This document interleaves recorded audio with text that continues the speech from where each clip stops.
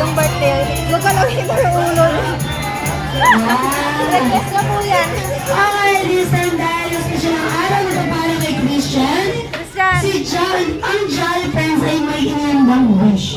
Yan na si Mama Una, si Mr. Young na. Mr. Young na ng wish na para kay Christian, isama yan naman para sa isang wish. Sana daw po si Christian ay lumaking batang, matalino, at maabot ang pangalan sa buhay. Palakaman naman natin si Mr. Young. This time, happy, si Happy ang next. Ilan, isang wish, kaya naman para sa isang wish. Sana daw po si Christian ay lumaking batang, mapagmahal sa kapwa, lalong-lalo na kay Mommy and Daddy at kay Kuya. Palakaman naman natin si Happy.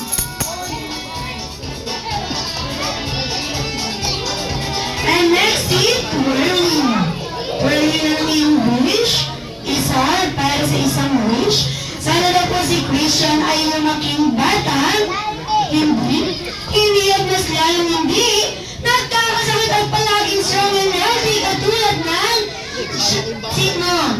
Katulad ng Jolly Friends. Jolly Friends yun. Tinuturo mo dyan. Sinigil. Busog siya kumain sa chicken. Kumain siya chicken. Minsan po, ilan ang wish mo para kay Christian? Isa.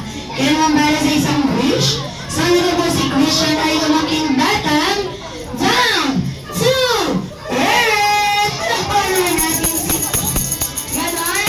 Ganyan earth. Kaya kay Happy. Uy! Ikaw talaga yung isang Jollibee. Ilan ang wish mo para kay Christian? Ikaw! Sino ba ba Jollibee dito? Uy! Hindi siya! Hindi siya kasali! Huwag naman, no? Isang Jollibee na ang wish mo? Isa? Dalawa? Tatlo? Apat ang wish ni Jollibee para kay Christian. Kaya naman sa unang wish.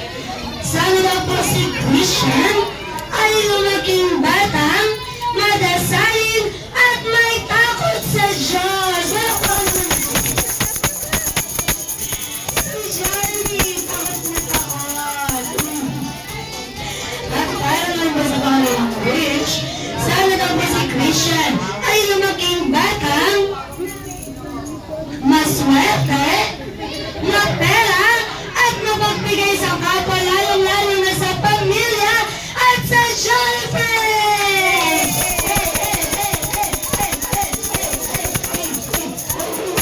Mababawasan yung French fries mo! Uy! At para naman po sa pangatlong wish, sana daw po si Christian ay lumaking batang, one big, happy family!